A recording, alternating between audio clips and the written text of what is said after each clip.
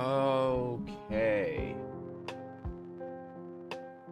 Good morning. Oh, that's kind of loud.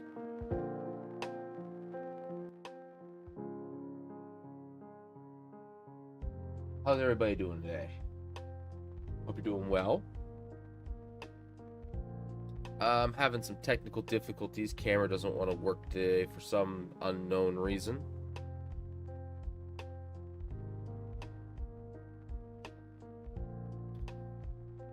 But that's okay. We're gonna have a good and or productive time, regardless. So today we are making not some charts, is what I was gonna say. We're making some tables for encounters.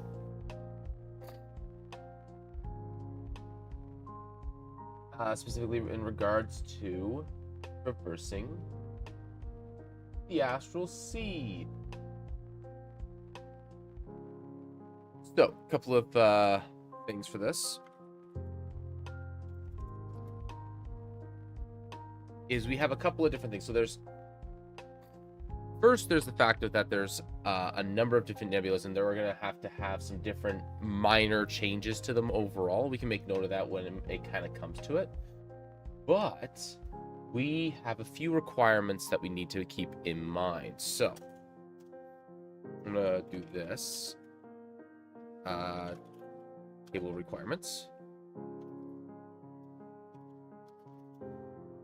So, a couple of things that need to be in place. There has to be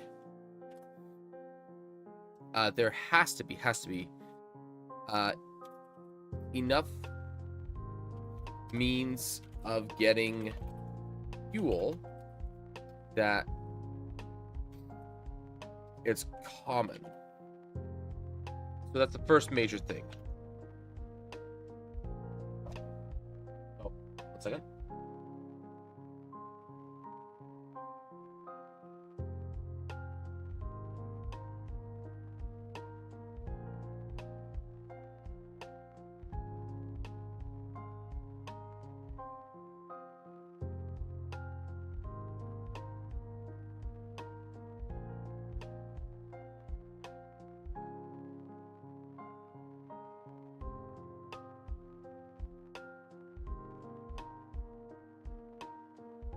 Okay. So there needs to be enough. Now, the main reason for this is there's going to be two different kinds of travel. What psychopathic things shall be inflicted upon us? Yes. So the first important thing here to make note of is fuel. There's gonna be two different kinds of ships flying this. There's two different brands of ships, I should say. It's magical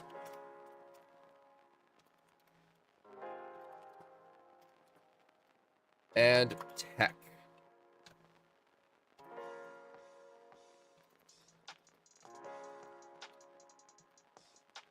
And tech ships. Both require fuel.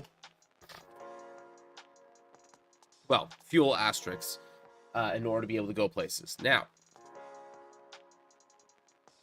we need effectively either two additional. We either need to do 2 tables in total, or what I'll probably end up doing is I'll probably make a major table and then make a secondary section of that table that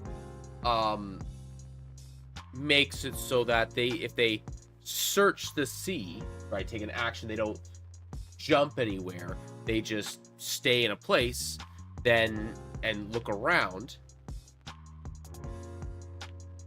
I'm gonna hop off now since I have more classes today. All right, cheers, Nano. Enjoy your studies.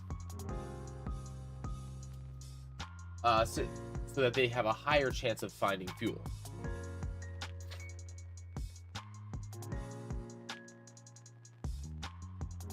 So is common.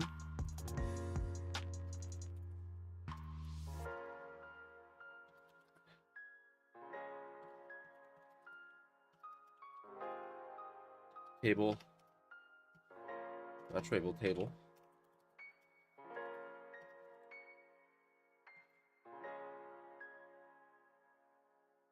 slash section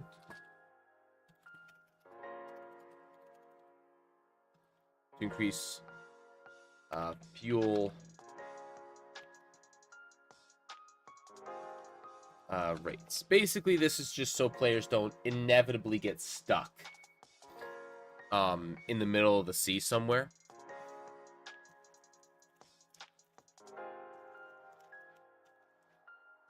There's also the last thing, which is over time, players will eventually get a fuel, enough fuel to make another search to make it more likely, but that's going to be a different, separate mechanic afterwards. Those are the major things. After that, encounters are influenced.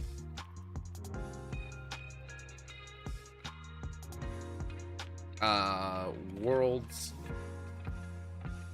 that are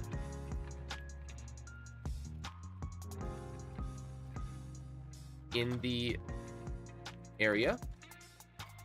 So there's, of course, things like that. So if there's a very storm-heavy presence in one planet, for example, then there will be a lot of storms in the space. Just to keep things interesting, simple, things like that. I don't think there's actually much I need to put down besides that, other than, like, obvious tables and nebula areas and names for nebulas and whatnot. But we're going to leave that be for now. So,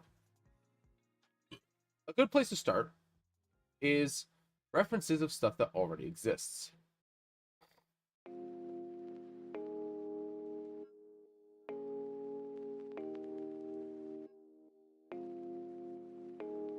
Hi, sweetie. What are you doing up? You look tired. Go back to bed. Yes, go back to bed. You're not missing anything.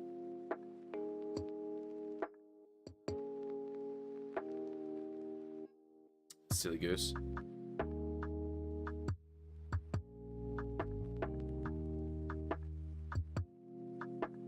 So,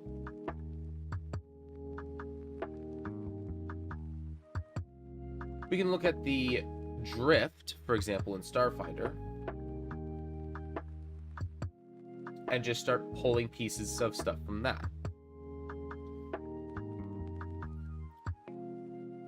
Now, let's take a look here. Nothing, a desolate void, an empty path inhabited by not even the tiniest speck of reality. There's no other ships, no plate or bubbles, and no signs of any other paths charted through the drift. So, but the way that I tend to do tables, and I'm going to set myself up for this now,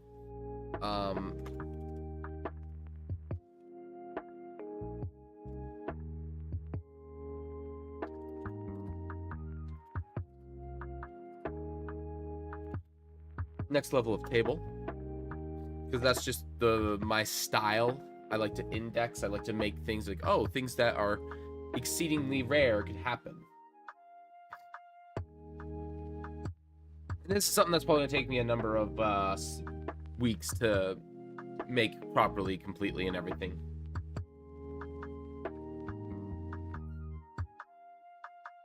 Alrighty.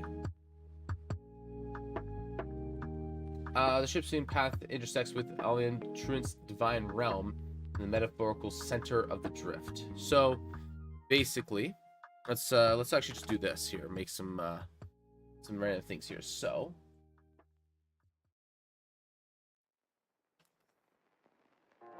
basically, you go to space heaven. All right.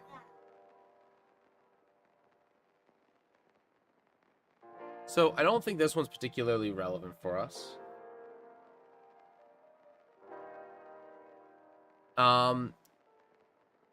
Big thing with this, encountering other ships. I should actually make this very, very clear. Encountering other ships that are manned is rare.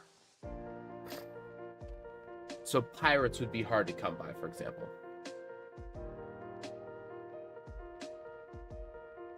I don't think this one is particularly... We're going to actually make a separate thing here.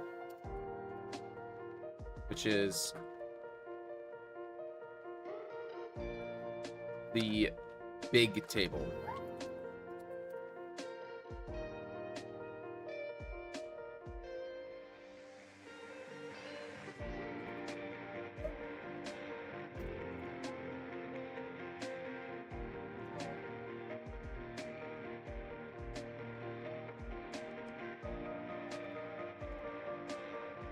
There we go. All right. And one moment.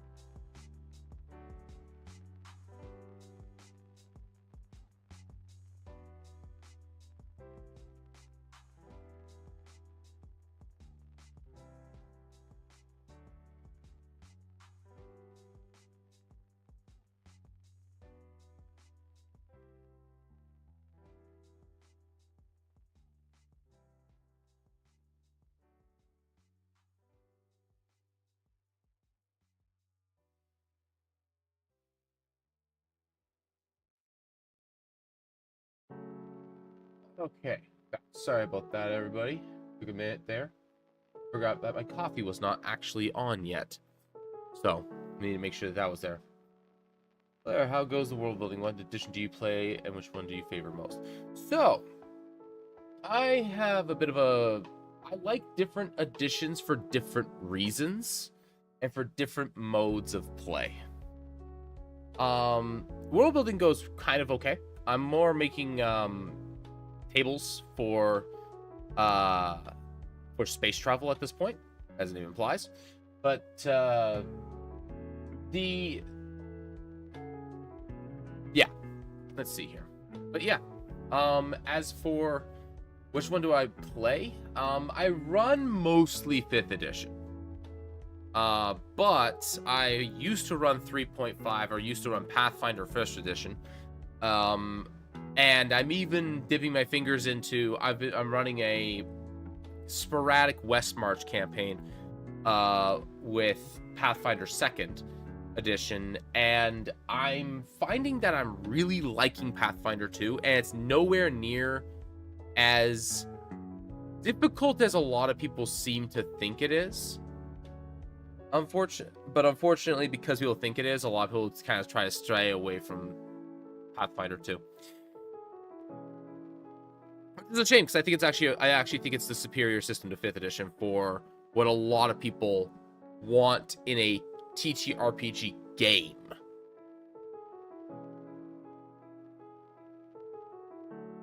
As opposed to the 5th edition, which is more about like heroic fantasy, which is a little bit different. Or epic heroic fantasy. Events. There isn't any major table for this one, so. So this one is Seven. Can I just actually? Am I able to just copy and paste this entire table nice and not necessarily nice and clean, but am I able to just kind of copy it into a dumping space? Oh, it does just like tableize it. Oh, that's fantastic.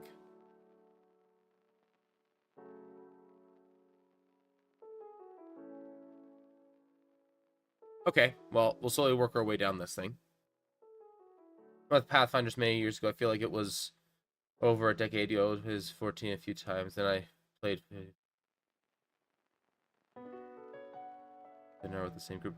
Yeah, I think 2024, like I think 5.5 has solved a lot of the problems that 5e had. I still think I'm still fresh. I still haven't run anything outside of level 1. So maybe my opinion will change. But I think I prefer Pathfinder systems.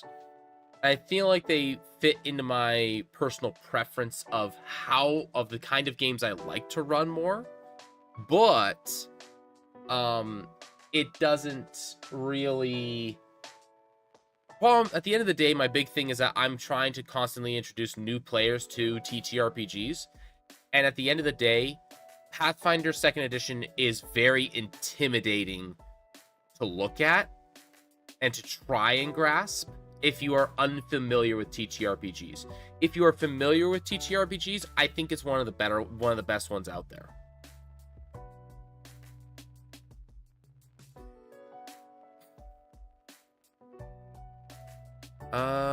Fragments or parafauna flock around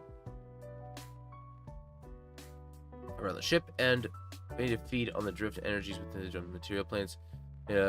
Inadvertently drag along the drift jump and disorientated, and if pulled into the starship can become violent and escape. Okay.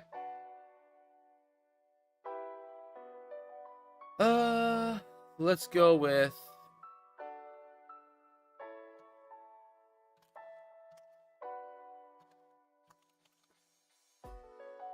small crit.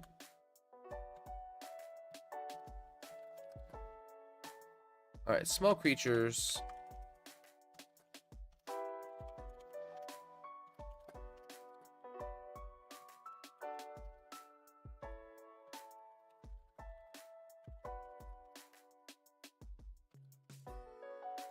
The ship.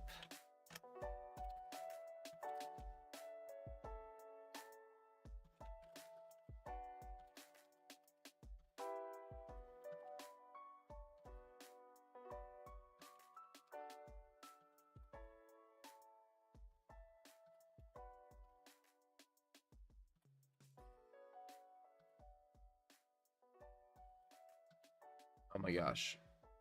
There we go. Become aggressive.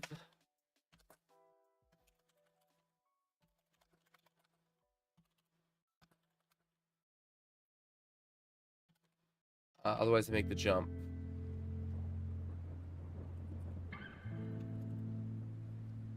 Shorter by 1 step. And this is more for me.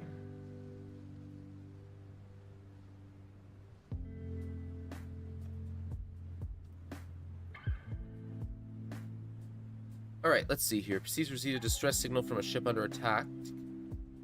Hey, Reaper, how's it going, bud? The crew of the ship are desperate and believe that their death is imminent. Right. Find a distress signal.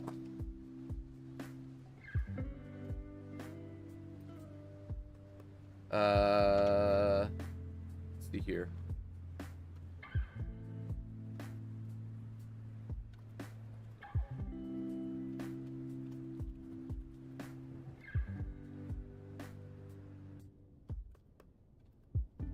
Small chance of survivors. Good and good. How about you? I'm going all right. I forgot to make my coffee a little earlier, so waiting on that one. Small chance of survivors.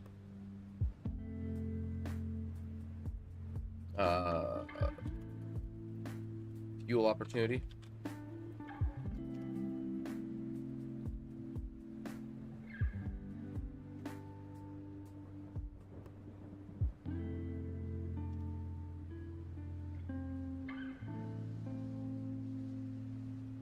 Malfunction of the drift engine attracts a muddle of 3 to 30 rifts. A tiny preparing causes mischief in the ship and chaos on the ship until they pop out of existence 1d100 hours later.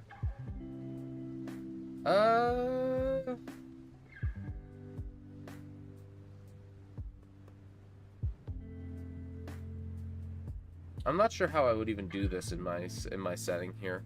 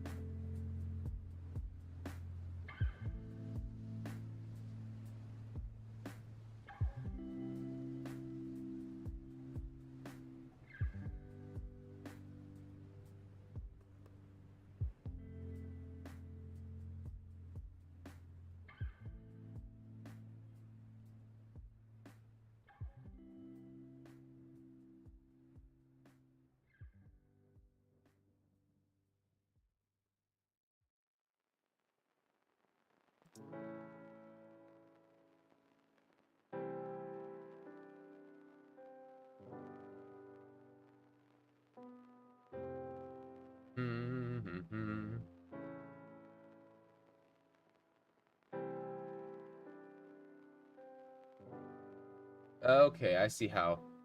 The drift works a little bit different than I imagined it. That's fine. No big deal.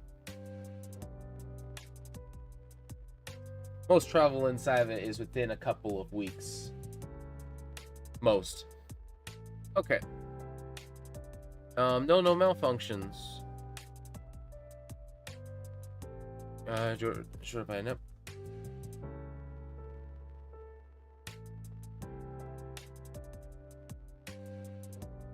Land.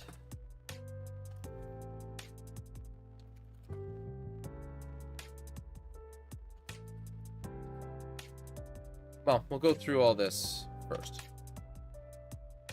This is either on flight or as you land, one of the two. Another ship's jump dragged into an Oma AA into the drift, leaving it stranded Ever since, the Oma carries a single passenger. A lost traveler is found floating alone.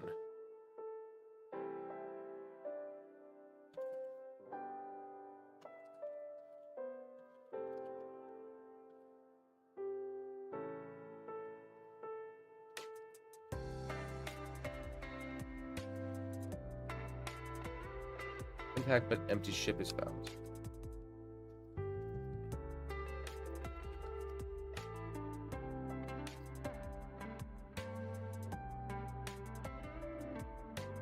Lots I can do there. Okay. Time meters. Board should force them to repeat the same. Excuse me, my goodness. Force them to repeat the same 10-minute sequence until they can discover and defeat the temporal stowaway. Okay.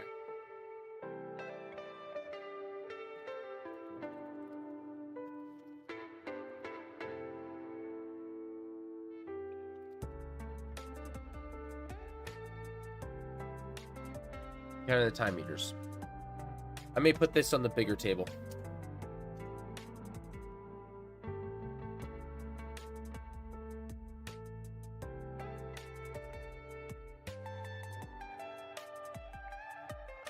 Encounter the time meters. Drift Architect appears and begins deconstructing nearby matter, either a planar bubble, a creature, a starship itself, or incorporation to the drift. In addition, you can roll again, ignoring the results of 18 to determine the scenario in which the Drift Architect appears. Interesting.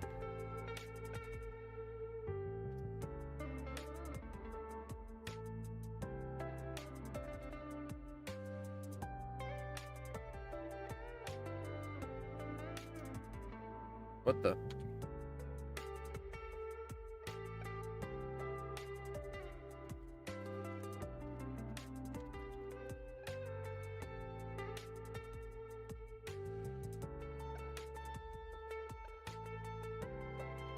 It really should be just threes.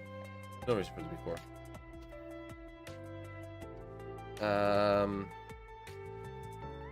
Landing in a nebula.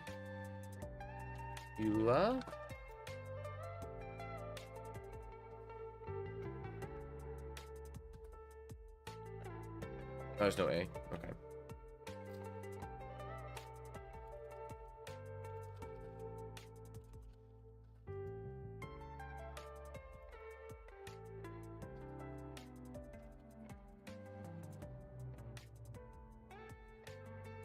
Finding an asteroid.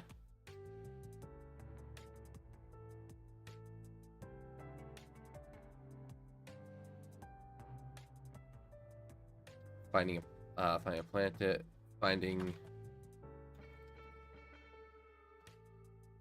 layable planet.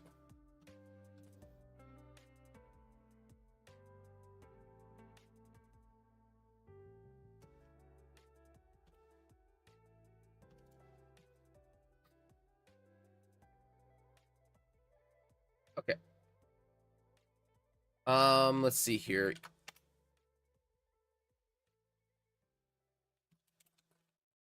Off run from the elemental planets.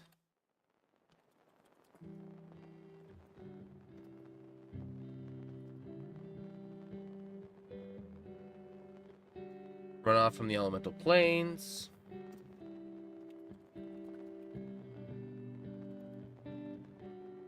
Astral Storm.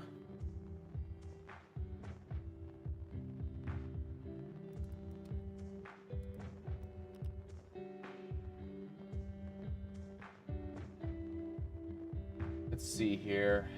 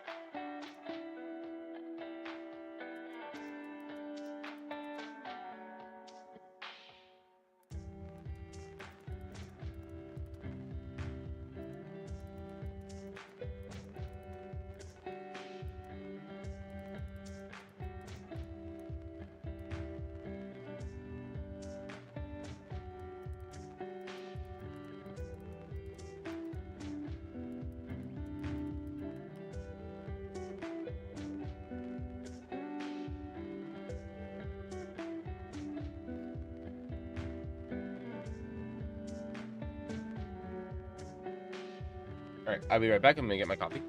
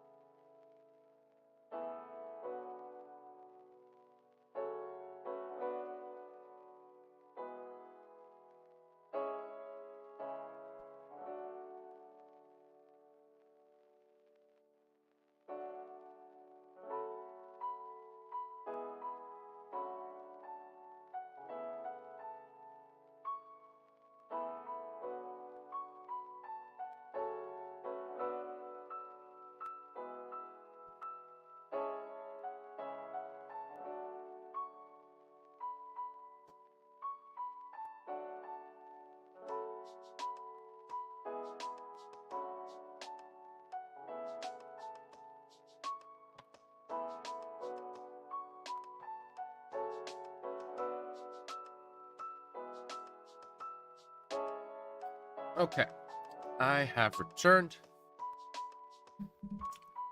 Let's do something else here. I think we actually need to do, which is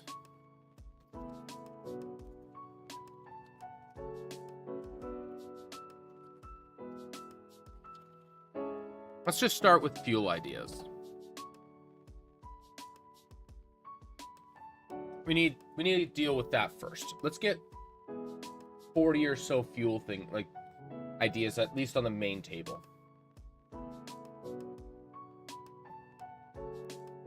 Because we need to get that at the very least out of the way. That's the big thing that's going to driving this. We don't need exact numbers, but a lot of times this will probably just fill people right up, close to full. As the intention is, when you find fuel, either gets you half to full, it fills half to full of your tank, depending upon the size of the tank, and then you jump again. And the reason that you don't that you have to do multiple jumps isn't that you don't have enough, it's simply that you just don't have enough fuel.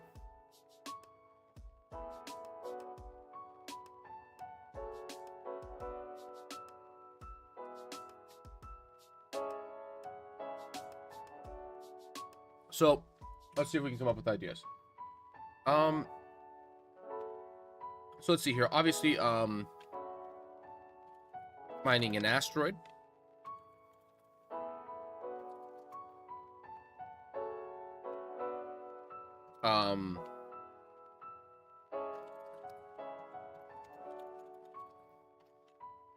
Just straight up find a fueling station.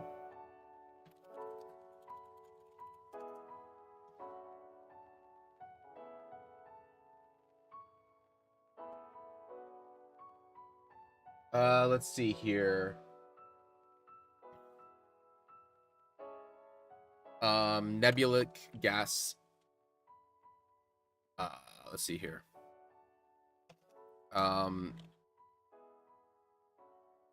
Volatile nebula.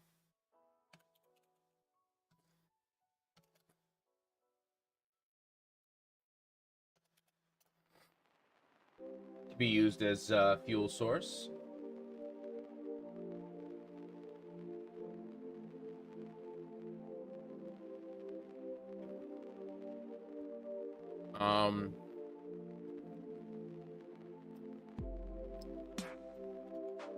Drifting ship.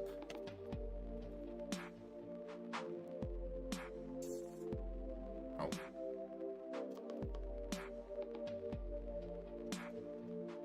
And this can be like, this alone can be like 10 different ideas.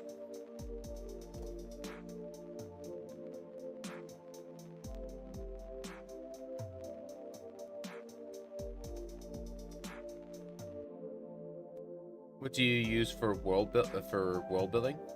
So the main thing I use is, like, do you mean, let me see if I can get a clarification on your question. Do you mean like what program am I using right here to sort all my notes?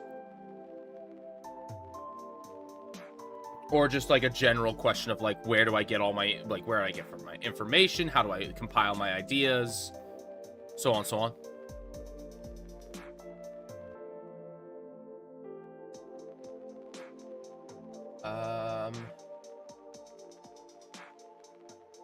The app for organizing your notes. So this is Obsidian. I really like Obsidian. I actually linked this to my Google Drive so that I'm able to access it from all my devices. And yeah, so there's an app that you can use on your phone called Google Sync, and what it does is it lets you sync a folder with another folder on your Google Drive, and that way you can access, and that way I could access this on my phone as well. You can pay for the service as well, but to make it a little bit more clean. But yeah, but the big thing about this is that this is literally just a piece of software that pulls files that are in your folders and just makes it a little bit easier to interact and work with them. Just good for organizing. I've done that. It's not good for it. It's not very good for it. The biggest reason why I like Obsidian is because all it actually does is it just creates text files. So if I go into my folder and I'll show you a section of my drive here.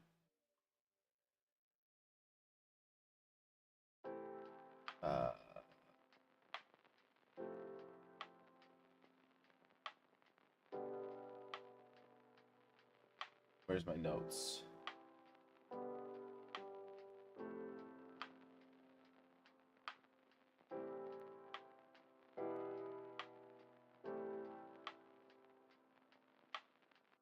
What is this? This is just called notes? Yeah, this is just called notes.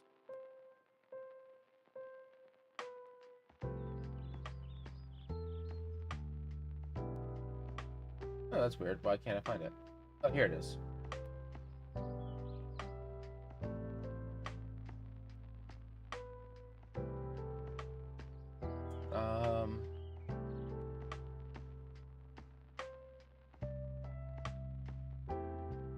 So yeah, all it does is it just creates a bunch of notepad files.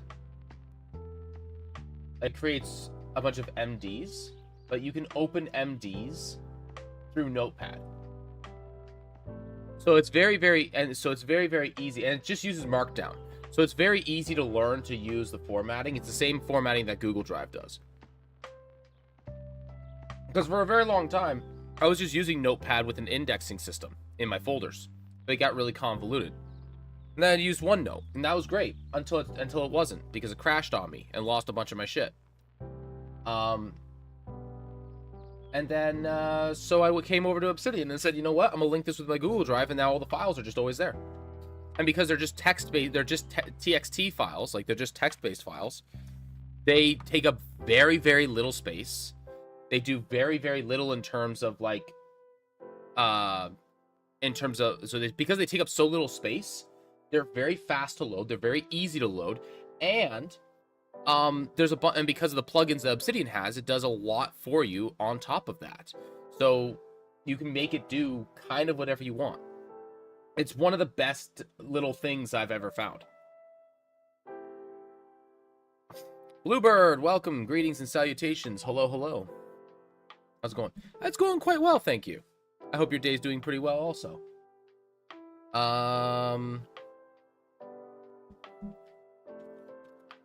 Charge from a sun. Simple as that. Rare encounter. A trader. Have to wait for them to gain fuel.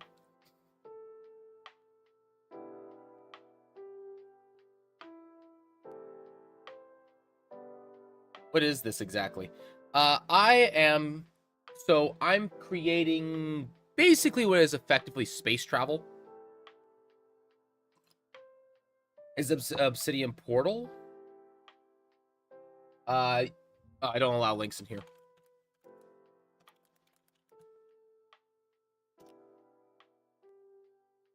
Obsidian.md. It's all good. If you Google Obsidian MD, it's the first thing that comes up. It looks like a shard of purple glass.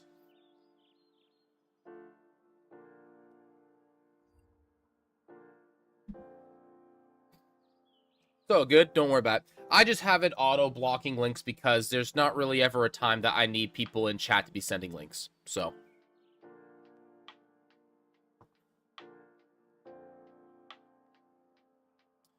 Okay, where was I? Let's see here, more stuff. I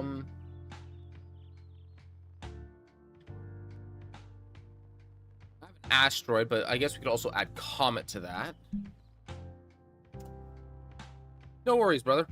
It's all good.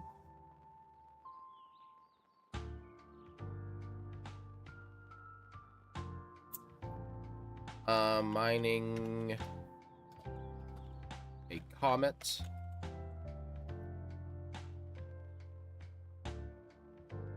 Creating a D&D world. More accurately, I'm creating a bunch of stuff for people to be able to travel the astral sea in the world that I've already got. So, right now I'm just making basically I'm currently just idea dumping. So the big thing that I'm doing is I have to make I'm a bit of a wild idiot when it comes to making stuff, and I want to make more stuff than I really should want to make. And more than I will ever recommend somebody else making, by the way. So the big thing that traveler. Thank you very much for the follow there, Arturus Scow, well, something.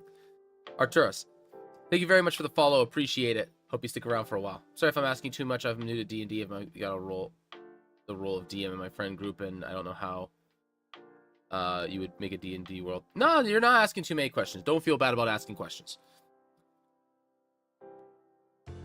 Also, this is driving me nuts. Did that wrong. So yeah, like my biggest piece of advice. Go. Okay.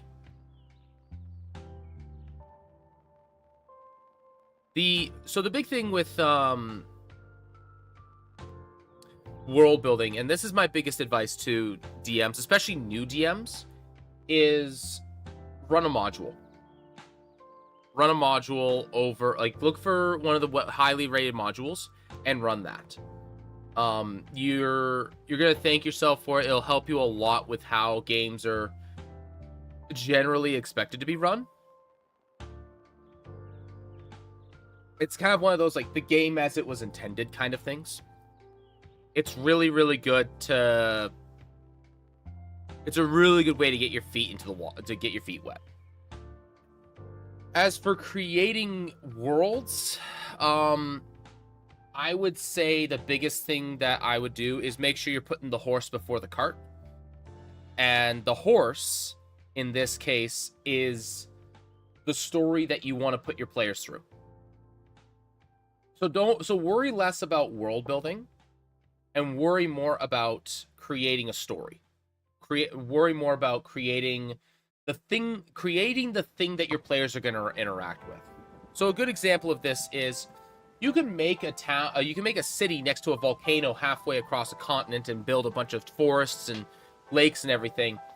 But here's the question I'm going to ask you is, if your players are playing and you're playing for 3 to 5 hours, let's say, most tables I find only play about 3 to 4, a little over 3. Are they gonna go from that tavern that you have them starting in? Are they gonna go straight to this random lake to the town that you're working on, halfway across the continent that has a volcano right next to it? Well, no, obviously not. They're gonna interact with the thing that's going to grab their attention. So they're going to interact with the barkeep's daughter, because of course there's always a barkeep's daughter. The mayor of the town, whoever's giving them a job to do, the shopkeeper in that local town, and then the immediate surrounding area in the direction that you're sending them. So you make hooks for the city or place they are in, right? Yeah. And so the best thing to do is figure out where your players are, build that, and then expand outwards in the direction that your players are going to go. So some players are a little bit ridiculous and like to just go off in random directions. But my biggest tool of advice for this, especially if you haven't run anything yet, is do this.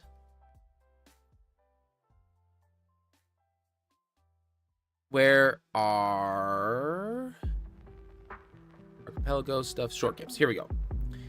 Is make a little adventure document. So this is something that I make for any adventure that I'm looking to run. So I will come up with an idea. So in this case, it's the buried forge, right? Simple, nothing crazy. And then you present this specific section right here. This right here. You present this to your players. And the reason that you present this to your players is it gives them an idea of expectation of where you want to go with the game or where you're planning.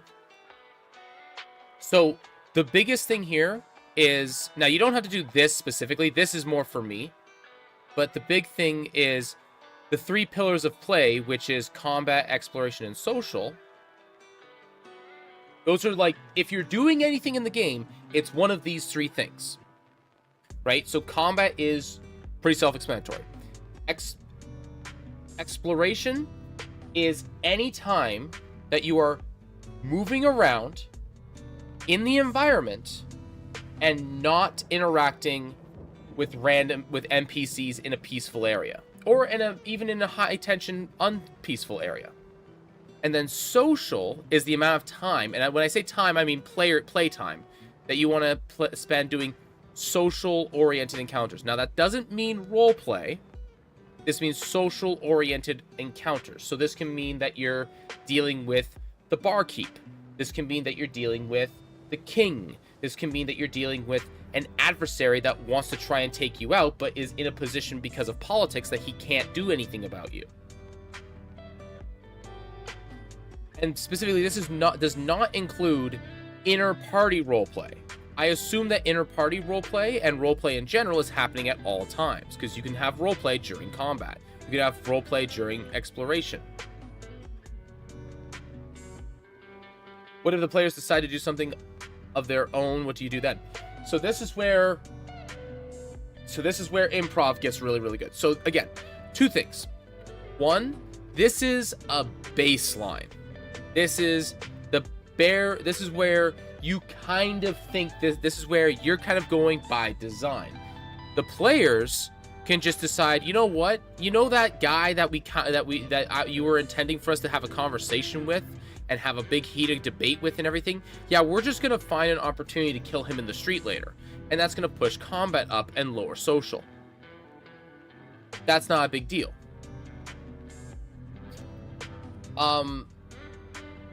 Generally speaking, though, I found that if you present to your players a direction that you kind of want to go, so this would be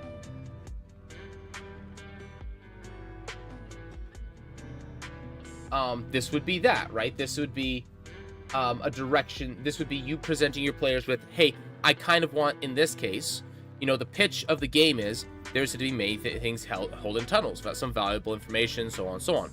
The players decide to go and do a thing that you haven't really planned for.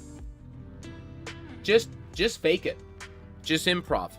That's the trick. The biggest tool in your kit will always be how to adapt and to shift what you're doing based on what the players are where the players are going. But the thing is players are also generally speaking, Ember, no, put those back. You're not having candy for breakfast. If you want something for breakfast, you can have a muffin. One moment.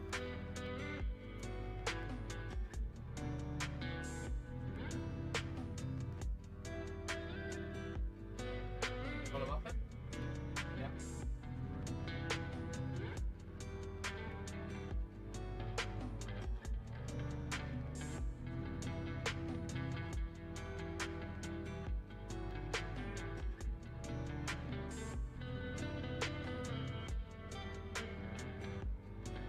Okay. Where was I? Oh, so players going off on their own thing. Players are going to kind of do their own thing, but they're going to do their own thing. Oops. But they're going to do their own thing inside of the confines of the box that you have kind of given them. So if they're your friends and they respect what you're, oh, geez, my pop filter's going everywhere for some reason all of a sudden. If your players respect what you're doing to an extent, and this is where you kind of run a session 0 and kind of go with expectations. It's like, this is the adventure that I'd like to run. Now, I personally will present 4 adventures to players before, and then we'll pick one so that so people feel like they're not trapped by my own whims. They are trapped by their own agreed decision to play the game. And that way they've chosen the game, that they've picked their poison, as it was already. I have found that while it does happen, it's not very often that players will just say fuck it and go off on their own direction and abandon everything that's kind of happening. And typically when that happens, it's only one player character. The player or player character that's doing that. At which point, it's kind of one of those things where the character can just get replaced. There's a lot of specific circumstances that can get really, really ugly, yes.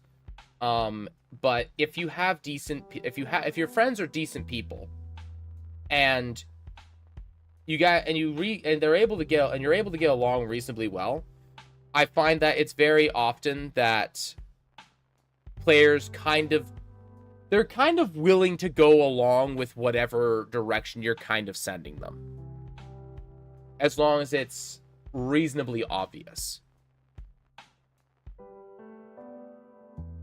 Another thing also is that I find that you get less and less problems with people the older you get in this hobby. You get more problems when you're a teenager in this hobby, and then as people kind of get older, you run into problems less, because people kind of realize, oh, we're here collectively, we're working as a team, we're trying to play a game together, we're trying to run, we're trying to be in an adventure together.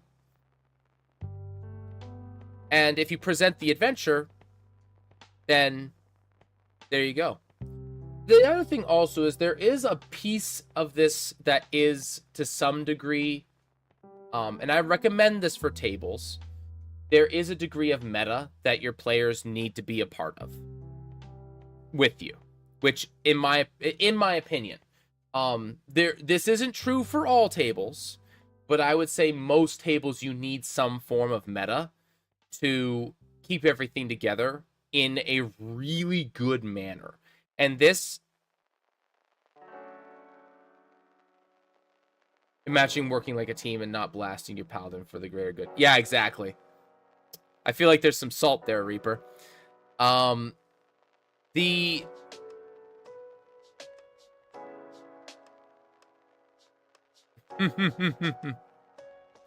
the big thing is, yeah, like, you're trying to have fun together. And if you have something like this there as a, I don't want to say guiding light, because that's not really what this is. Because this is meta, right? Talking to your players saying, hey, I kind of have this idea going on for my character. You know, I kind of want them to go in this direction. That's meta. Right? A lot of people think meta is bad. It's like, no, meta is not bad. Meta just means outside of the story. It's enforced serendipity. Meta is not bad. Now, metagaming is, which is a different kind of conversation, which is acting upon information that your character does not have. But you, the player, have information, and you, the player, need more information than the character does, or than the character has, and that's important. Having everybody kind of go, oh, this is the adventure that we're on, means that they're going to make characters, or it should indicate, at the very least, that they should be making characters that benefit to this story, right? That want to go on this adventure, right? You're not going to put someone who's interested in getting into politics into, you know, the Buried Forge when the whole thing is about going and exploring the depths of a cave. Of course you can. Ask away.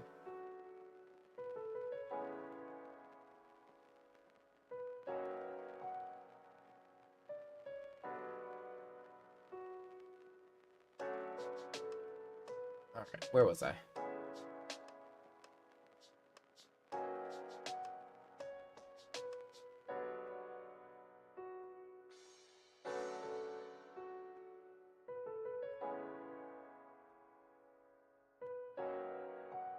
It is absolutely free. It's called Obsidian. If you Google Obsidian MD, it should be the first thing that comes up. It looks like a piece of purple glass for an icon. It literally just pulls text documents from your folders. So it's very easy to use. If you want to really see what it can do, like if you really want to push it to its limits, I would suggest looking up YouTube videos on it, because I don't really know how to use it too well. I use it more as a glorified notepad, but it's a really, really easy way for me to like access all my notes inside of one thing, instead of having to try to find folders everywhere. It's already better than my notes. Yeah, I feel that. The biggest thing that this does, the biggest piece of technology that this has, that I use all the time, is that it has internal linking. So I can go to, let's go to Wingdom. Is in one of my areas, so this is one of my regions called Wingdom, and I have some keywords in there. So you can add keywords with 2 square brackets around either side of it. And what this does is it creates an internal link inside of your Obsidian folder. And what you can do is you can link it to wherever you want. So for example, Dran is a city. So inside of Wingdom, there's a flying city called Dran. If I go into my notes and I click on Dran, it just takes me to my Dran page, where I've put all my notes for that on its own. And if you get really religious about doing this, you can just fly around your entire notes by clicking on these links. And that way you can think about stuff. And the other thing that this does also is you don't even have to have something created already. So you can type square brackets start typing something.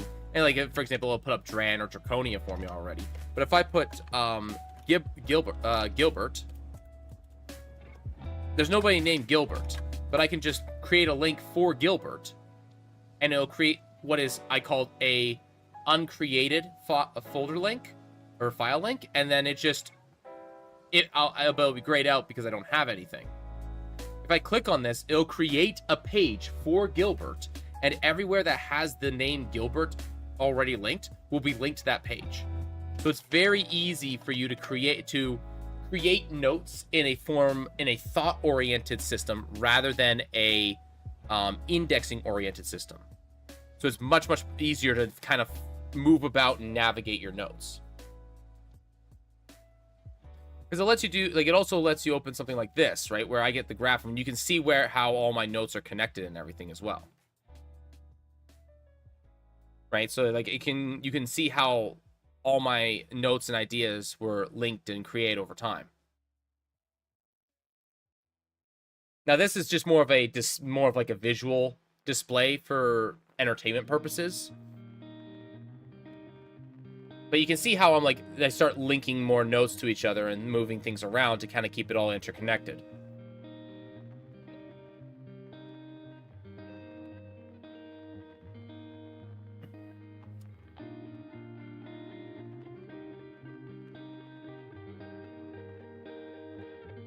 So, like, there's plenty of stray notes around here. Like, I have the C, the others, and there's plenty of stuff in here that's just sitting here, right?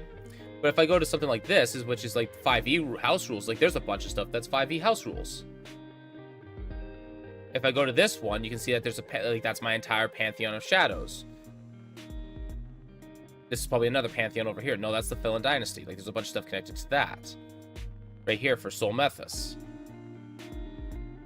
But you can tell, like, if you keep moving around, you can see, like, you can navigate to pretty much anything in my game by navigating. So it lets you travel by thought rather than by index, which is really helpful. Let's see here.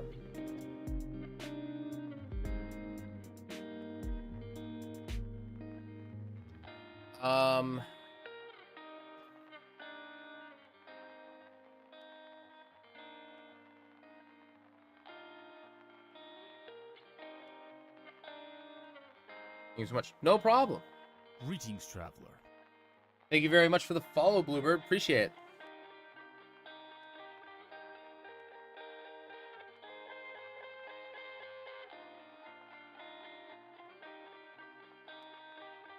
Alrighty.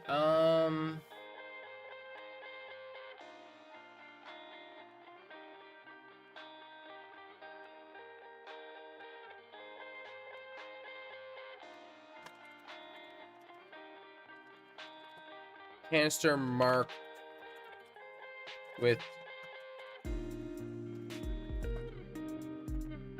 do not open.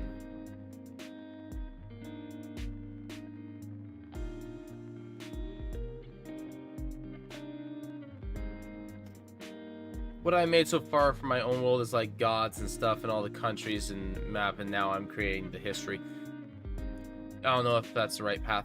So I would say history is, so this isn't a wrong, so there's no wrong way to make a game, to make a setting, but your setting needs to be but so here's a really important thing. The setting that you make is meant to serve the game that you're looking to run. So it's very important that you figure out what game you want to run first, and then build your world in service to that. Making your own world, like putting it down the gods and the countries and a map. I personally, one of the first things I like to make for a world is always a map. Maybe I don't know if that's the best thing, but that just works for me. History is something that you make last, in my opinion.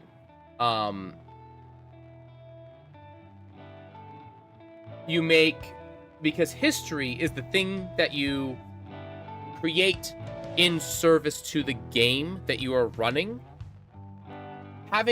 Creating places, creating things, creating people is really, really easy when compared to making history. You need the who, you need the what, you need the where, you need the why, and you need the how. You put the when at the end.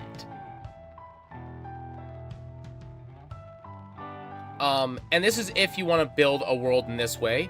And one last thing, if you are building a world in this way, number one thing to remind yourself is, unless it is directly in service to the next couple of sessions that you are going to be making, you can leave it ambiguous.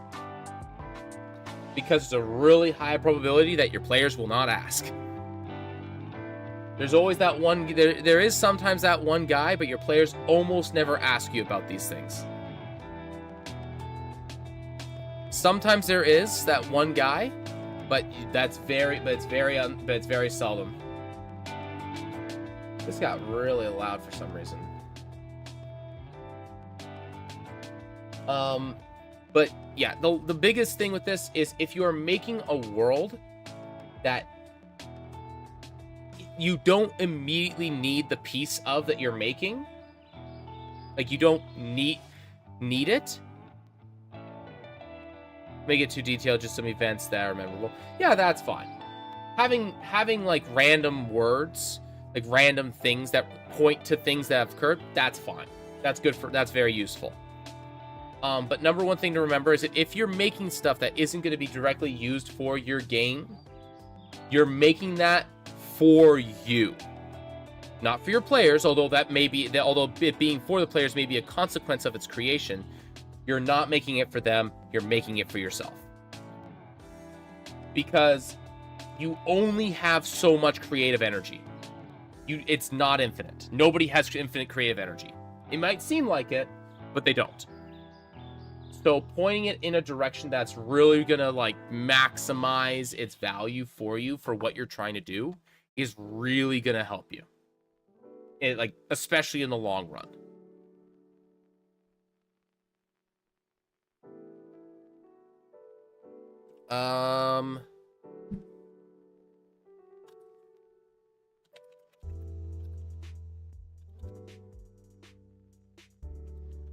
No, wait, I can't use the term moon.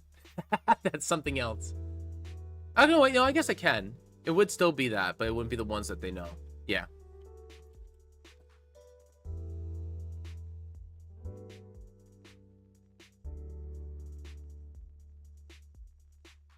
Hollowed out moon with resources inside. There we go. Yeah, for last time I created stories it was for like a game that I was trying to create, and I got burned out so much I had to take a break for a year. Yeah, like obviously you have to be enjoying what you're doing.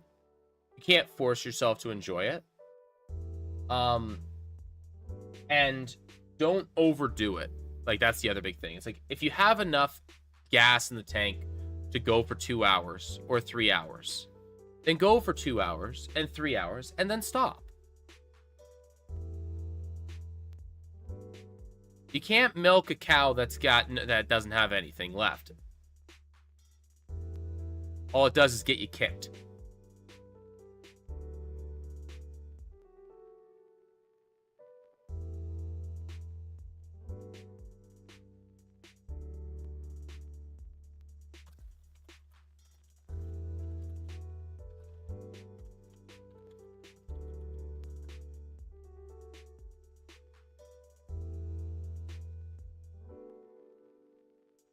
All right. A dead creature with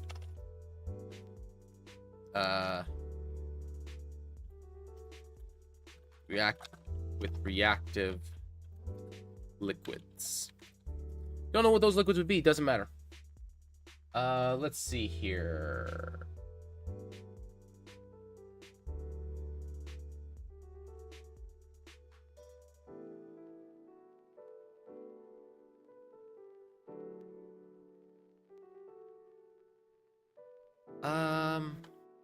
I mean, I guess this technically would fall under that.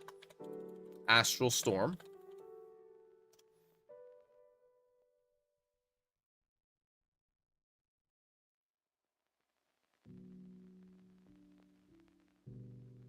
Mm,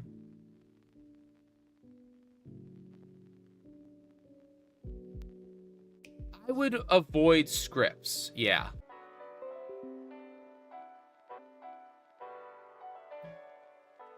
Okay, there we go. Looks like we're back.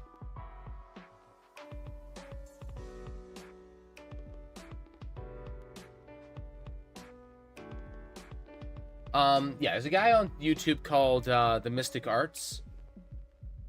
He does really, really good stuff. My biggest, but so he has a thing where he writes out scenes, like kind of like the ideas that he wants to get. Myself, I just write what I would call encounters. So I'll be like, encounters are all things that the players interact with inside of a confined scene. So you think about them as scenes, which is really, really useful for some people. I think of them as encounters because I'm a little bit more game oriented than I am book or movie oriented. But if you're book or movie oriented, it's definitely better to think of them as scenes. But the big thing I would go with is, okay, here is what's inside this scene, the players and the thing that they're encountering, the encounter. Okay, what is the encounter? It's two goblins and a bugbear. It's like, okay, are they hostile? Not necessarily. They might be wary of each other. Like, okay, outcomes of this encounter, which is players fight them and kill them. Players negotiate with them, try to get the thing that they want for that's inside of their place. Players offer some sort of deal. Okay, they could be offering some sort of deal. What are they willing to trade for? If they negotiate past they think that they could just do that. So not just one goal. I would say no. I would say have the goal of the players in mind. So know what the players' goals are, because there's a reason that they're there. Because if players don't have a reason to be there, they won't go there, generally speaking. So say they need some sort of artifact that the goblins are guarding for whatever reason. It just happens to be at their place. They don't even know what it's worth. It's like, okay, you show up, and if they don't outright attack, maybe they could try and say, hey, we're looking for a thing. We think that you might have it. We're willing to trade for it. What would you like? It's like, okay. Generally speaking, there's like there's about 4 directions that players go. And for every major decision that players make, I would say that there's about 5 options that players can take. And that is what I like to call the good option, the evil option, the lawful option, and the chaotic option. And then there's the last option, which is player's choice, which is they come up with something completely different. This is more along the lines of like major junction points in stories where people could really, like, depending upon the choices they make, can really shift where the story can go. Those are less common. I really should just make a video on like crafting an adventure and stuff like. I should just start making videos again.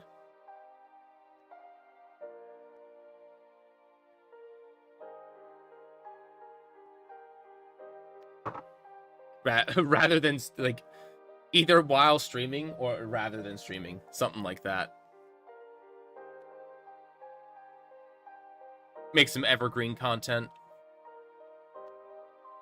Let's see here. Oh, I can't forget my favorite.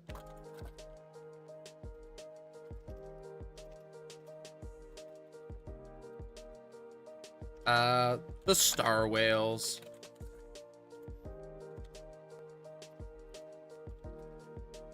Monarch's gonna have a friggin' time if they encounter that.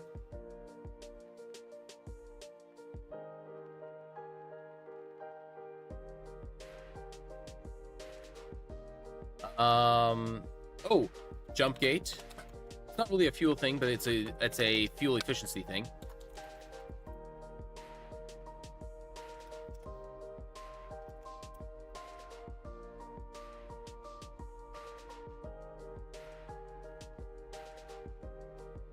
Oh, man. Whenever I hear Star Whales, I can only think of Star Wars. Why? I'm trying to think of a Star Whale that's in Star Wars, and I can't think of anything, Reaper.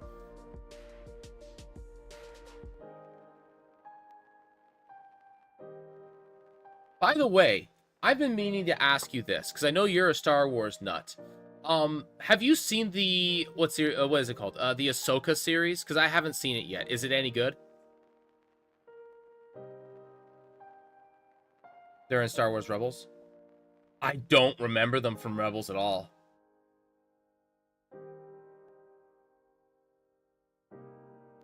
I'm trying to think of where that was.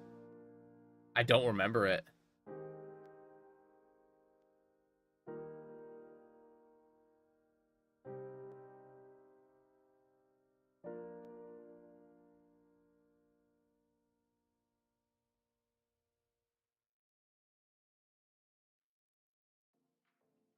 Okay. Jump gate.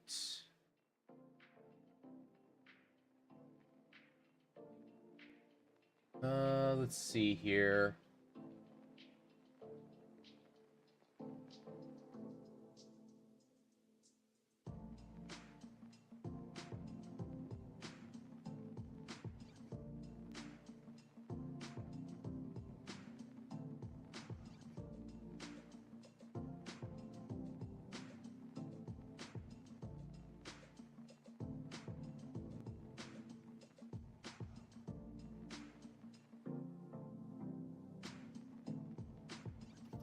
I mean, that's a pretty good list of things as, like, basic general ideas, because I can always expand upon these.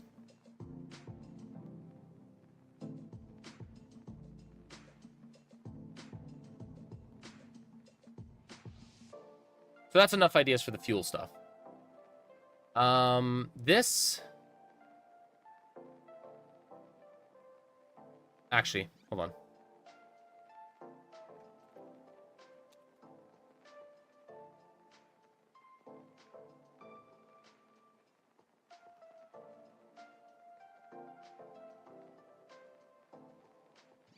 This, I'm going to cut and then paste it. So that's separate. I've seen the Ahsoka series. I thought it was good, but not great, but good. Okay. Kind of like in the same category as, like... like kind of in the same category as, like, later seasons of Rebels. I feel like it went off the deep end in, like, the last, like, handful of episode, like, last season. Where it wasn't particularly great. Okay. Alright, guys. It is 6:30, which means that I gotta jet because I have to do this thing called work. You know, that thing that most of us really don't enjoy that much. But, yeah, I really appreciate you all for swinging by. Hope you had a good time. And, yeah, I will be hopefully back tomorrow. Work pending. I've been getting called in a little bit early a lot. So, we'll see about whether or not I'm in tomorrow. I should be. I don't see a reason why I wouldn't be. There doesn't appear to be a whole lot going on. So, unless somebody, you know, randomly calls in. Alrighty. But, yeah, thank you very much, everybody, for swinging by. Appreciate you all. And, until next time, I might actually just work on a script for YouTube videos instead, answering questions about world building and things like that. But yeah, until next time, guys, have a good day. Appreciate you.